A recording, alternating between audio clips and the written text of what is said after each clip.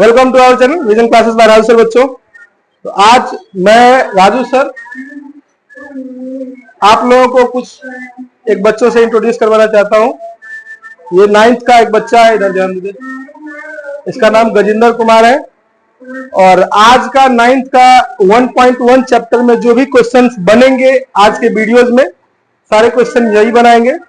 तो आप सभी बच्चे इस क्वेश्चन में जो भी अगर आपको डाउट लगे या फिर किसी तरह का कुछ भी समस्या दिखे कि हाँ यह समस्या प्रॉब्लम्स है, कहीं गलत हो गया है, कहीं इश्यूज आ रहे हैं, तो वो आप कमेंट सेक्शन में कमेंट करके बता सकते हैं। आइए ये बनाना शुरू करेंगे, फिर हम लास्ट में आप लोगों से मिलते हैं। इसके बाद देखते हैं कैसा वीडियो बनता है। चलो शुरू कर दो।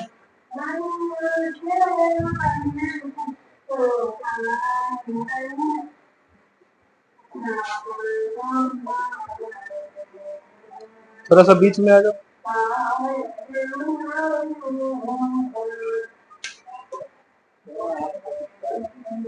जैसे कॉपी कलम में लिखा जाता है वैसे ही लिखना है।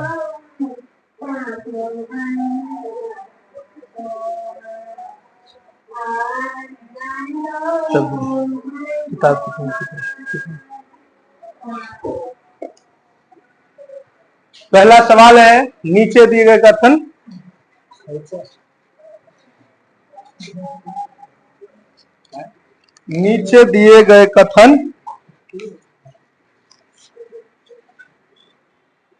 सत्य या असत्य, कारण के साथ उत्तर देना है। चलिए,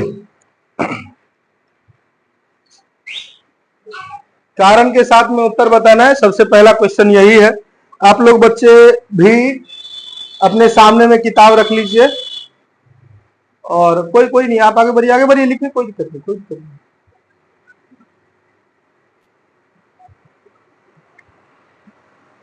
फर्स्ट टाइम बनाना शुरू किया हुआ है तो इसको प्रॉब्लम्स थोड़े से हो रहे हैं।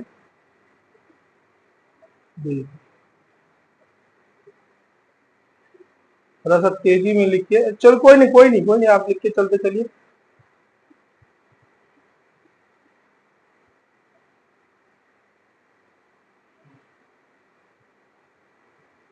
चलिए, पहला क्वेश्चन वही है, नीचे दिया गया कथन है, कुछ सत्य दिया गया है, कुछ असत्य कथन दिया गया है। अब इन सभी कथनों में आपको बताना है कि कौन सा सत्य कथन है, कौन सा असत्य कथन है। सबसे पहला क्वेश्चन है, प्रत्येक पूर्ण संख्या एक प्राकृत संख्या होती है। ये आपको बताना है, प्रत्येक पूर्ण संख्या एक प्राकृत संख्या होती है।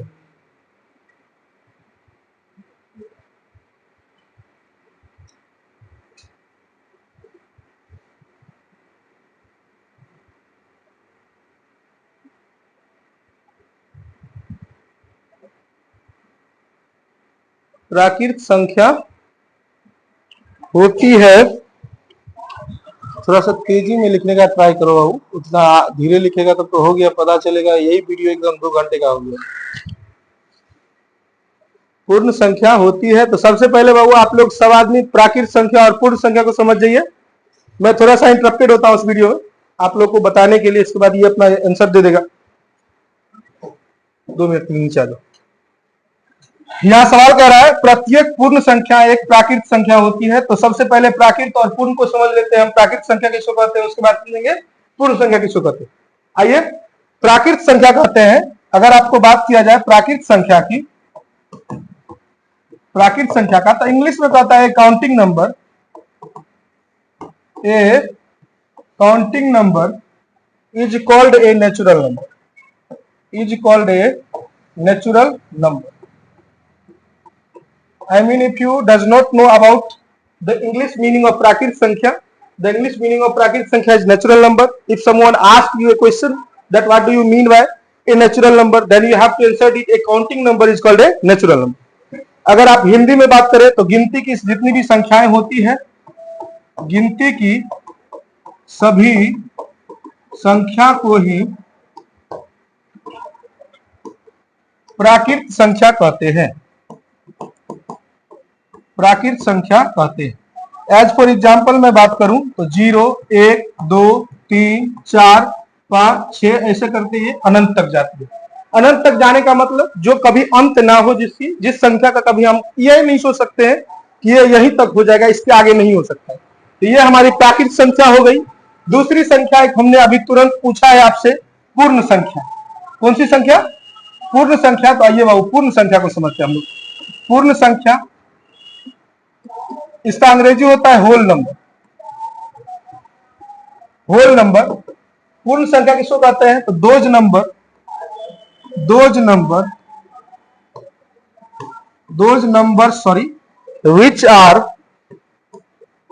which are starts from 0 and does not exist, then it is called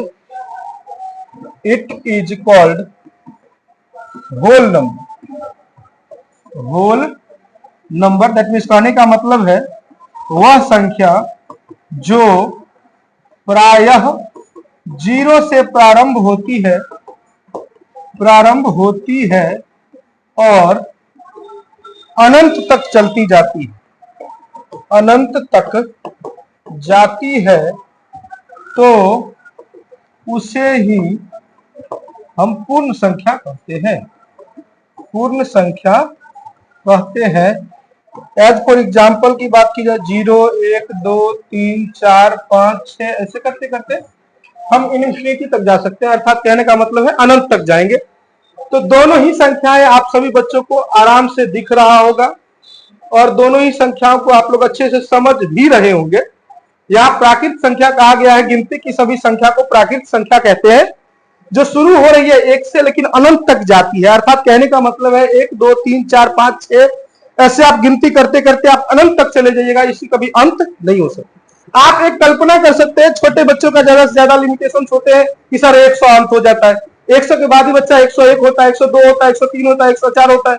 कुछ बड़े बच्चे होते हैं जो अपने आप में कल्पना करके रखते हैं कि सर 1000 बड़ा होता है, तो 1000 के बाद भी बच्चा होता है 1001, 1002, 1003, कोई 10,000 बोले उसके बाद भी होता है, कोई लाख बोले, करोड़ बोले, आपका जितना भी मन में हो कि हाँ ये लास्ट नंबर हो सकता है, इसके बाद कोई दूसरा नंबर नहीं आ सकता है, तो ये आपकी गलत फहमी होती है। उसके बाद भी नंबर्स होते हैं, तो नंबर्स कभी ये खत्म होने वाले नहीं होते हैं, तो इसीलिए इसको कहा जाता है ये अनंत तक जाती है। अर्थात कहने का मतलब ये है कि ये इंफिनिटी तक चलती रहती है। ठीक उसी तरह से इसमें भी ये इंफिनिटी तक जाती है।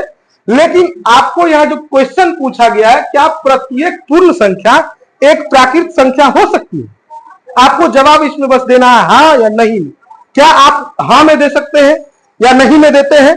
जिसमें आप जवाब देंगे वो जवाब आपका यहाँ लिखा जाएगा या उसको कारण आपको देना पड़ेगा। जैसे एग्जाम्पल के तौर पर मैं यदि कहूं कि प्रत्येक प्राकृत संख्या पूर्ण संख्या हो सकती है, तो हमें कारण देना पड़ेगा कैसे हो सकती है। अगर हमने ये कहा कि प्रत्येक पूर्ण संख्या प्राकृत संख्या नहीं हो सकती है, तो कैसे नहीं हो सकती है, इसका आप कारण दीजिए। तो मैं इस क्वेश्चन का आंसर देता हूं बाबू बच्चे लोग, मैं इसका आंसर देता हूं कि ये असत्य है। मैंने इसका जवाब क्या दिया? ये असत्य है। क्यों असत्य है और कैसे असत्य है, इसका कारण समझिए। सबसे पहले कहता है प्रत्येक पूर्ण संख्या, कहते हैं सभी प्राकृत संख्या हो सकती है। अगर इस क्वेश्चन को थोड़ा सा उल्टा हम करें, हम ये कह दें कि प्रत्येक प्राकृत संख्या पूर्ण संख्या हो सकती है, तो बच्चा इसमें हम कह सकते हैं कि हो सकती है। लेकिन अगर हम कह दिए प्रत्येक पूर्ण संख्या प्राकृत हो सकती है, तो बच्चा पूर्ण शुरू होता है 0 से, प्राकृत शुरू होता है 1 से।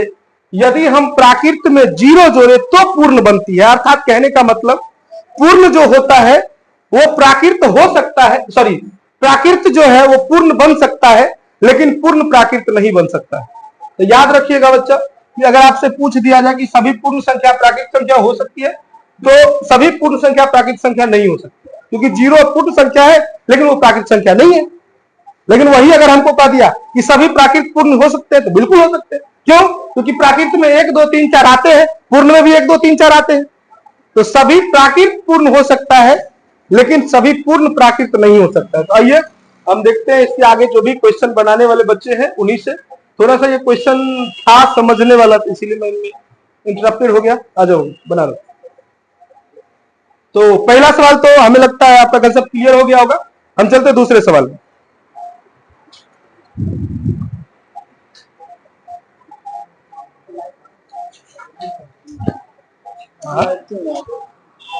आई थिंक नहीं देखा दे।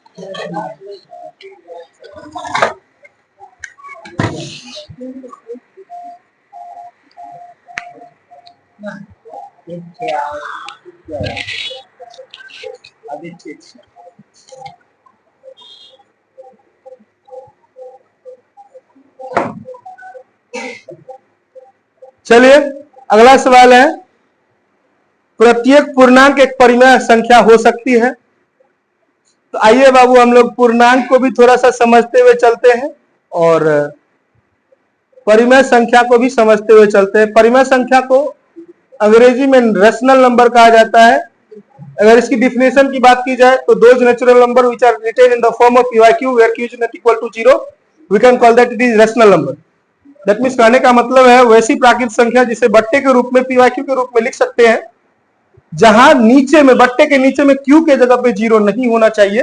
अर्थात कहने का मतलब है कि नीचे में आप 1 दे सकते हैं, 2 दे सकते हैं, 3 दे सकते हैं, कोई प्राकृत संख्या दे सकते हैं, लेकिन हाँ एरो एरो एरो को डालो, 2 बार टिपो, ये एरो नीचे वाला नीचे वाला नीचे वाला यहाँ रे नीचे, हाँ उसको दबाओ, एक बार और दबाओ, और एक बार और दबाते चलो, दबाओ और करो, हाँ हो गया हो गया। चलिए अभी उधर मिटा दिया तुम, थोड़ा सा सवाल मिट गया हुआ था इसके लिए इंटरप्टेड हो गया। चलिए प्राकृत संख्या, मैंने परिमेय संख्या के बारे में मैंने अभी बताया कि वैसी संख्या जिसको हम लोग P बटा Q के रूप में लिख सकते हैं और जहां Q के जगह पे 0 नहीं होना चाहिए। और पूर्णांक क्या होता है, तो धनात्मक तथा ऋणात्मक संख्याओं के संगम को या संयोग को ही क्या कहते हैं, तो पूर्णांक कहते हैं। दूसरी भाषा में ये समझ सकते हैं कि वैसी संख्या जिसमें चर एवं अचर दोनों ही संख्याएं सम्मिलित रहती है, तो उस संख्या को हम लोग पूर्णांक कह सकते हैं। जैसे एग्जाम्पल के तौर पर n को यहाँ पूर्णांक रखा गया है और वो जो n पूर्णांक है उसको n बट्टे n1 के रूप में लिखा जा सकता है, जो कि एक परिमेय संख्या का विरूप है। इसीलिए हम कह सकते हैं कि प्रत्येक पूर्णांक एक परिमेय संख्या हो सकता है। आगे क्वेश्चन है, प्रत्येक परिमेय संख्या एक पूर्णांक हो सकता है। अगला क्वेश्चन है, प्रत्येक परिमेय संख्या एक पूर्णांक हो सकता है।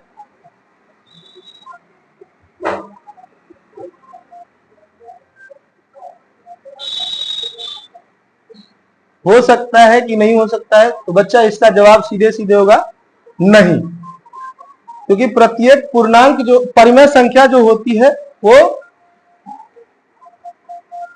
पूर्णांक में लिखी नहीं जा सकती। जैसे एग्जाम्पल के तौर पर मैं 2/3 बोलूं, वो परिमेय संख्या है लेकिन पूर्णांक नहीं है, तो उसको मैं पूर्णांक के रूप में नहीं लिख सकता हूं।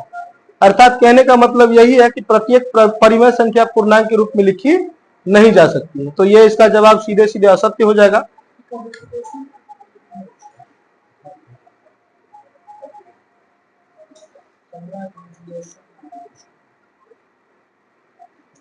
केवल असत्य लिख दीजिए, कोई कारण लिखने की जरूरत ना है। और ऊपर करिए, ऊपर करिए, ऊपर करिए हाथ से, हाँ ऊपर करिए, दोनों 3 को 4 को मिल लीजिए, हाँ करिए ऊपर, हाँ वेरी गुड वेरी गुड। चलिए अगला क्वेश्चन।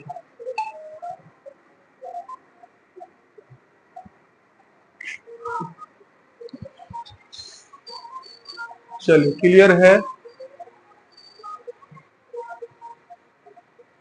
हाँ अगला क्वेश्चन है बाबू, यदि कोई परिमेय संख्या P/Q पूर्णांक है तो क्या Q के जगह पे +-1 रखा जा सकता है?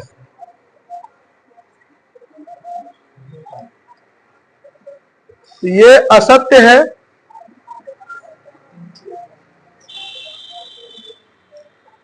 थोड़ा तेजी में लिखते हो।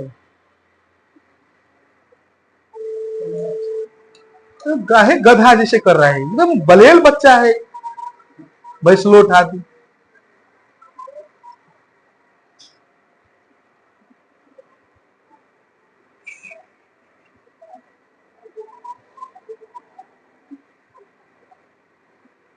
मगरमच्छ नहीं तो उल्टे छी।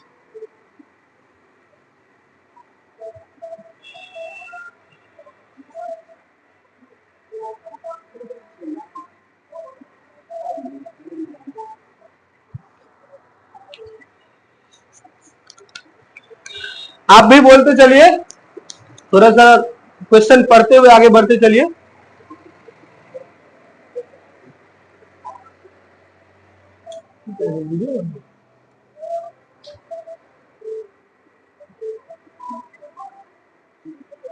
अरे क्वेश्चन पढ़ते चलिए ना। क्वेश्चन है, यदि कोई परिमेय संख्या p बटा क्यू पूर्णांक नहीं है तो q is equal two plus minus 1 नहीं हो सकता है। बिल्कुल हो सकता है, इसका सत्य हो जाएगा।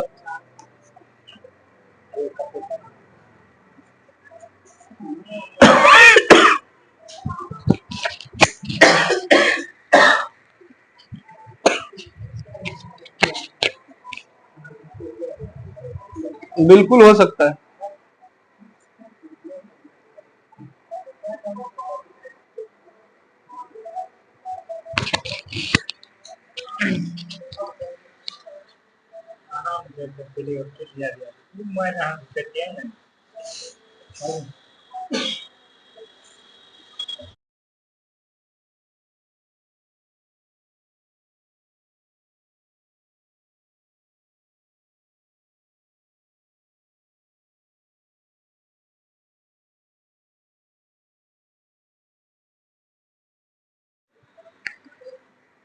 अभी तो है यार, है डाउट नहीं है?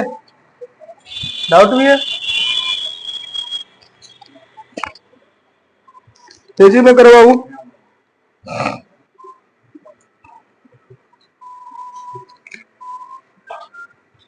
हम खुद ही ले, हम खुद ही ले लें।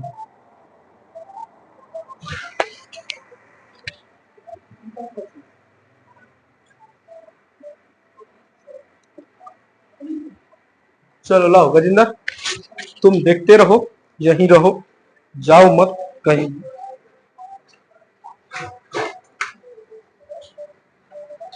चले आओ। आइए, दूसरा सवाल है, निम्न पूर्णांकों को परिमेय के रूप में लिखना है। परिमेय मतलब p बटा क्यू, सीधे सीधे समझ जाइए। मेरा थोड़ा सा आज मन था नहीं, लेकिन उसके बावजूद भी चलो मैं सोच रहा था मैं खुद ही पढ़ा लूं, अच्छा रहेगा थोड़ा सा आप लोगों के लिए भी और मेरे लिए भी। आइए बच्चा, हम लोग देखते हैं, सबसे पहले परिमेय संख्या को लिखते हैं।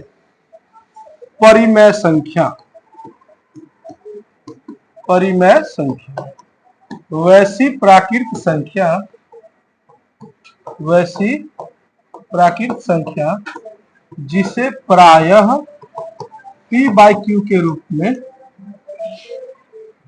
p बाई क्यू के रूप में लिखा जा सकता हो, लिखा जा सकता हो, जहां q बराबर 0 नहीं होना चाहिए, नहीं हो तो उसे ही परिमेय संख्या कहते हैं, परिमेय संख्या कहते हैं। अगर इंग्लिश की बात की जाए तो बाबू होता है rational number, rational number, those natural numbers which are written in the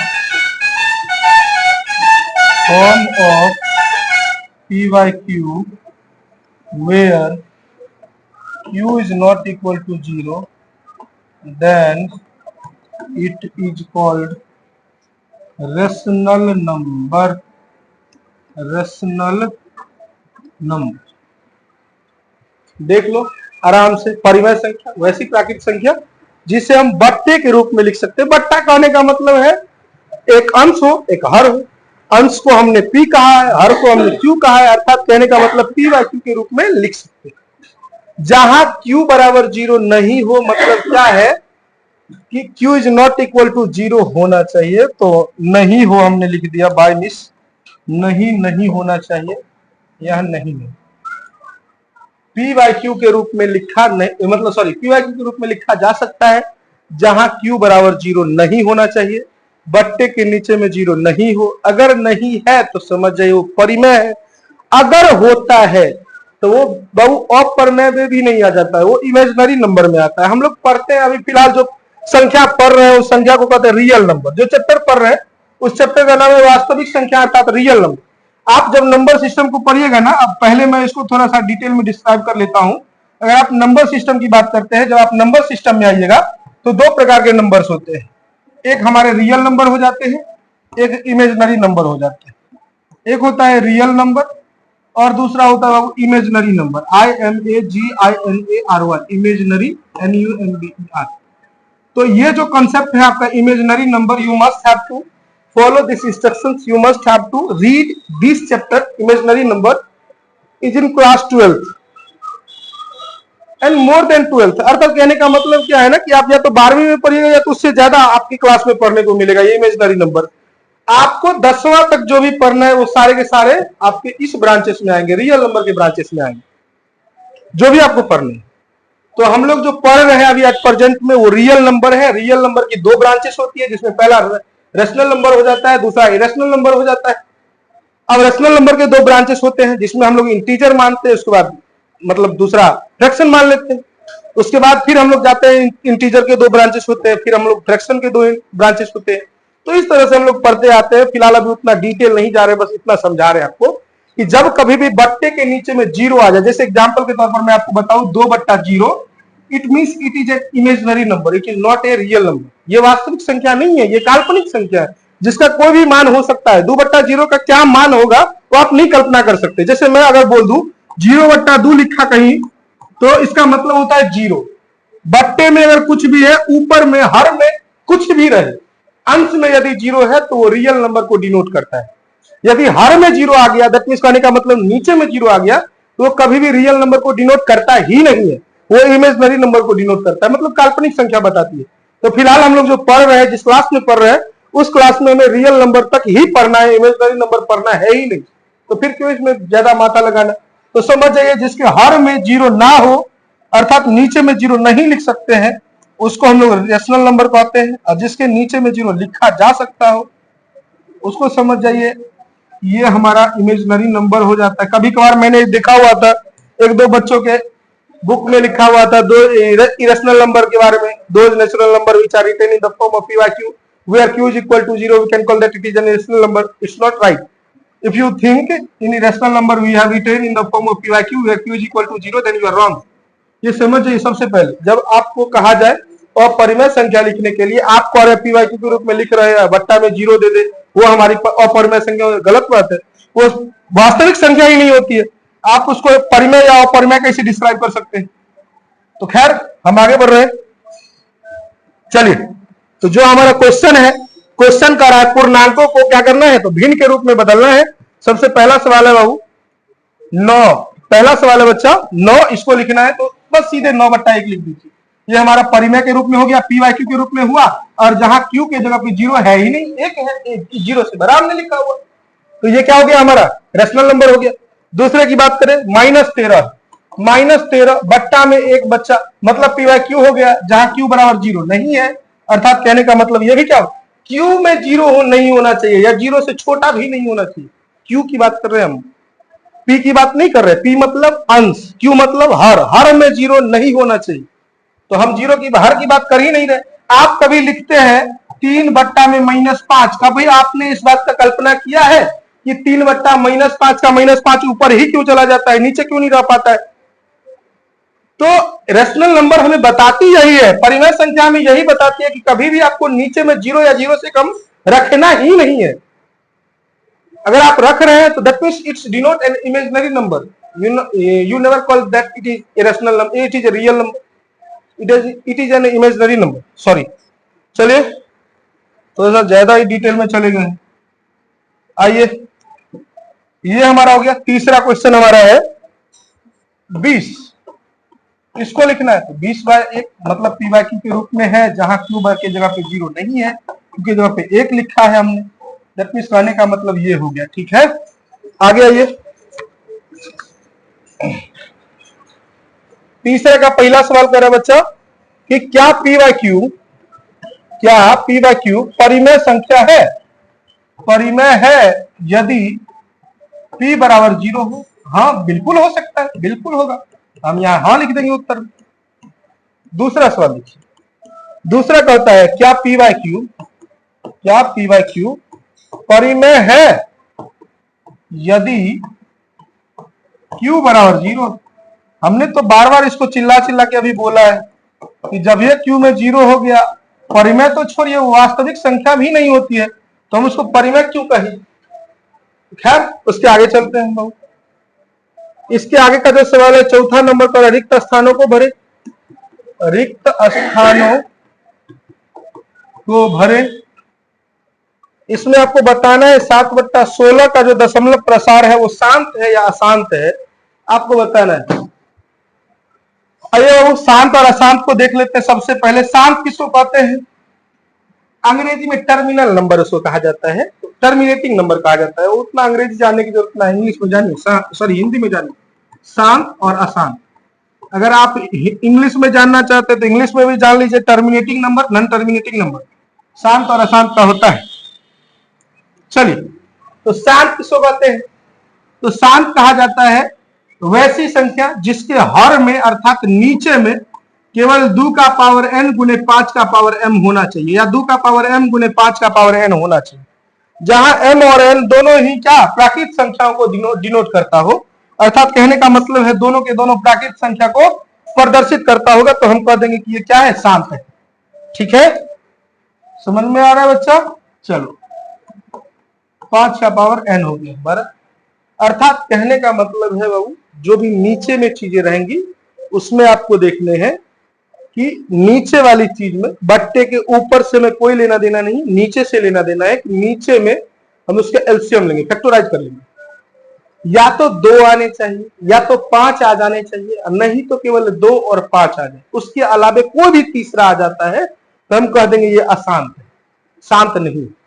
ठीक है, आइए हम 7/16 में 16 का लघुत्तम लेते हैं, 16 का एलसीएम लेते हैं, तो 2 से 8 हो जाएंगे, 2 से 4 हो जाएगा, 2 से 2 हो जाएगा।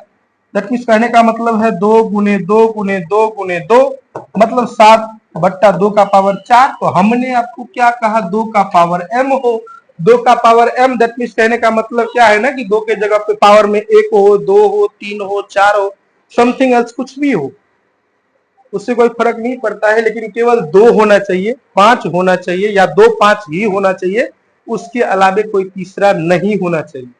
इस बात को याद रखिएगा। तो हमारा पहला सवाल है जो 7/2 का पावर 4 है, तो आपको बताना है कि ये कौन सी संख्या होगी, शांत होगी या अशांत होगा। तो मैं इसका जवाब दे रहा हूं, ये शांत, ये कौन सा होगा, शांत। थोड़ा सा आप इसका स्क्रीनशॉट लेना चाहते तो ले सकते हैं, तब से मैंने इस बात पर ध्यान दिया ही नहीं, मैं धीरे धीरे नीचे कर रहा हूं। आप इसका लेना चाहे तो स्क्रीनशॉट ले सकते। वाह बहुत छोटा लिखा गया है, बहुत छोटा हो। थोड़ा पानी पिलाओ, प्यास लगी।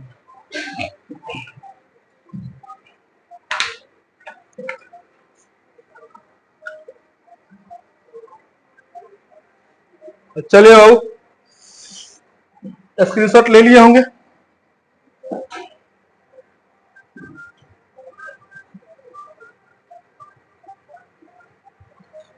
यहां तक स्क्रीनशॉट ले लीजिए। चलिए यहाँ स्क्रीनशॉट ले लीजिए।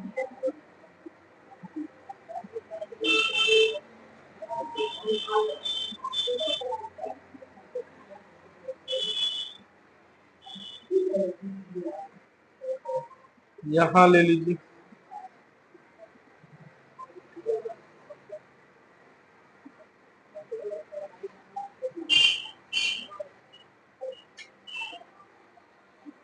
यहाँ ले लीजिए।